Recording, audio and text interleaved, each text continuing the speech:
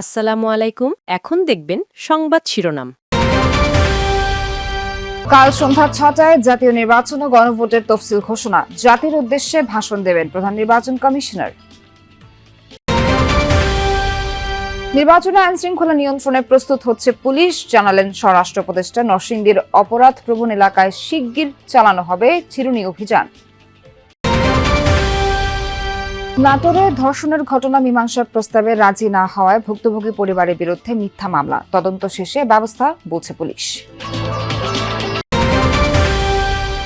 শীতের শুরুতেই দেশের বিভিন্ন স্থানে ঠান্ডাজনিত রোগের প্রকোপ। শরীয়তপুর সদর হাসপাতালের শয্যা সংকট, বারান্দায় রেখেও চলছে চিকিৎসা।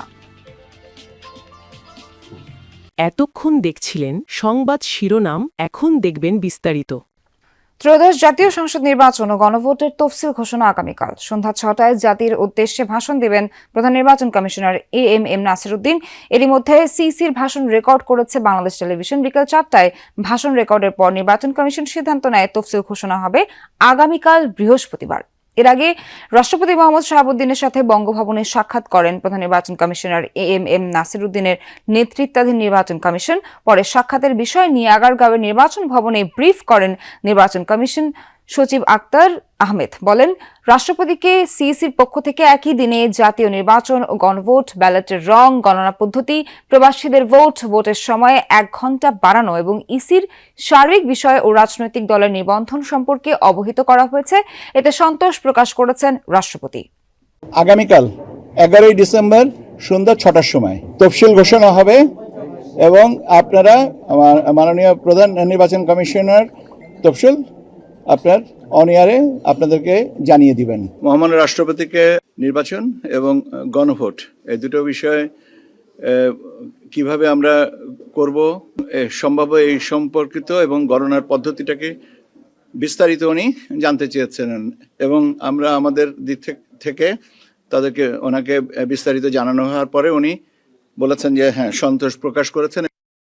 বাগেরহাটে ৪টি ও গাজীপুরে ৫টি সংসদীয় আসন বহাল থাকছে। হাইকোর্টের রায় বহাল রেখেছে আপিল বিভাগে। রায়ের পর রিটকারী আইনজীবী জানান, আগামী ২৪ ঘণ্টার মধ্যে এই বিষয়ে গেজেট প্রকাশ করতে পারে। পরে নির্বাচন কমিশনের আইনজীবী জানান, রায়ের বিষয়ে লিখিতভাবে জানাবেন ইসিকে। বাগেরহাট জেলার 4টি সংসদীয় আসন বহাল থাকায় আদালত প্রাঙ্গণে এই বাঁধভাঙা উচ্ছ্বাস বাগেরহাট জেলার মানুষের। বুধবার প্রধান বিচারপতির নেতৃত্বাধীন আপিল বেঞ্চ সর্বসম্মতিক্রমে এই জেলায় 4টি আসন বহালের পক্ষে মত দেন। হাইকোর্টের রায়ে হস্তক্ষেপ। ত্রয়োদশ জাতীয় সংসদ নির্বাচনে আইনশৃঙ্খলা পরিস্থিতি নিয়ন্ত্রণে পুলিশ প্রস্তুত হচ্ছে, এমন মন্তব্য করেছেন স্বরাষ্ট্র উপদেষ্টা জাহাঙ্গীর আলম চৌধুরী। সকালে নরসিংদী পুলিশ লাইন্সের অস্ত্রাগার পরিদর্শন শেষে সাংবাদিকদের সাথে মতবিনিময়কালে কথা বলেন তিনি। স্বরাষ্ট্র উপদেষ্টা জানান, কারাগার থেকে যেসব অস্ত্র লুট হয়েছে তা উদ্ধারে নিয়মিত অভিযান চলছে। এছাড়া নরসিংদীর অপরাধ প্রবণ এলাকায় দ্রুত চিরুনি অভিযান শুরু হবে বলেও জানান তিনি। নির্বাচন নিয়ে জনগণের মতো পুলিশের মনোবলও বৃদ্ধি পেয়েছে বলেও মন্তব্য করেন স্বরাষ্ট্র উপদেষ্টা। বিকেলে নরসিংদী জেলা প্রশাসনের সাথে মতবিনিময় করার কথা রয়েছে তার। চিন্তা ভাবনা করছে একটা কম্বিং অপারেশন করা, যেহেতু ওখানে সন্ত্রাসীর আড্ডা অনেক বেশি, ওখানে হাতিয়ার ঠাতিয়ার আছে, ওইগুলি যেভাবে একটা সব সেনাবাহিনী, পুলিশ, র্যাব সবাই মিলা একটা কম্বিং অপারেশন করা যায়। এখানে একেবারে চাঙ্গা, পুলিশের মনোভাব কেমন আছে তোমরা? নাটোরে ধর্ষণের বিচার চাইতে গিয়ে উল্টো মামলার আসামি হয়েছেন ভুক্তভোগী গৃহবধূর স্বামী ও স্বজনরা। অভিযোগ, মীমাংসার প্রস্তাব ফিরিয়ে দেওয়ায় মামলা দিয়ে তাদের হয়রানি করা হচ্ছে। এ বিষয়ে প্রশাসনের কঠোর পদক্ষেপ চায় ভুক্তভোগী সহ স্থানীয়রা। পুলিশ বলছে, 2টি মামলারই তদন্ত চলছে। অপরাধীদের বিরুদ্ধে শিগগিরই ব্যবস্থা নেওয়া হবে। ধর্ষণের অভিযোগে এলাকায় গণপিটুনি, হাসপাতালে ভর্তি করেছিল স্বজনরা। মামলার খবর পেয়ে হাসপাতাল থেকে পালিয়ে এলাকায় গা ঢাকা দেয় সদর উপজেলার জংলি গ্রামের মধ্যবয়সী এক ব্যক্তি। পরদিন পালানোর চেষ্টা করলে আবারও তাকে ধরে ফেলে স্থানীয়রা। এই দফায় গাছের সাথে বেঁধে মারধর করা হয় অভিযুক্তকে। খবর পেয়ে পুলিশ গিয়ে উদ্ধার করে তাকে। গ্রেপ্তার দেখিয়ে আদালতের মাধ্যমে কারাগারে পাঠানো হয় ওই আসামিকে। অভিযুক্তের সুষ্ঠু বিচারের দাবি জানায় বিক্ষুব্ধ এলাকাবাসী।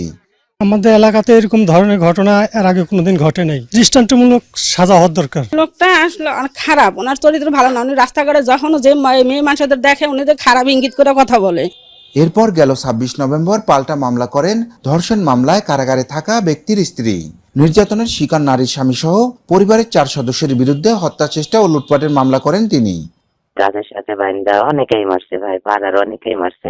আর পাড়ার মানুষের সবাক বলিছে যে ধর্ষণ করছে। কেউ কি দেখছে? কেউ তো দেখেনি। আমার কথা তুই প্রমাণ নাই, বুনিয়াতে ও হচ্ছে কেসে ফাঁসালো, আমার মারতেছে, এইভাবে অপমান করলো। এটা তো করা উচিত হয়নি। প্রমাণ বাই কর, বাই তারপর আমি যা করার আমি করব। এদিকে ডাক্তারি পরীক্ষায় ভুক্তভোগী নারীকে ধর্ষণের আলামত মিলেছে।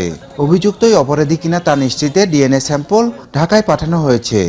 জোরপূর্বক শারীরিক সম্পর্কের লক্ষণ ছিল, তবে আমরা যে ভেজানা সব টেস্ট করি সেখানে কোনো ইয়ে ছিল না, মানে পরীক্ষা নিরীক্ষা করি সেটা কোনো স্পার্মাটোজোয়া পাওয়া যায়নি। আর ডিএনএ পরীক্ষার জন্য ঢাকায় স্যাম্পল পাঠানো হয়েছে। ভুক্তভোগীরা বলছেন ধর্ষণের ঘটনা মীমাংসার প্রস্তাব ফিরিয়ে দেওয়ায় পাল্টা মামলা দিয়ে তাদের হয়রানি করা হচ্ছে।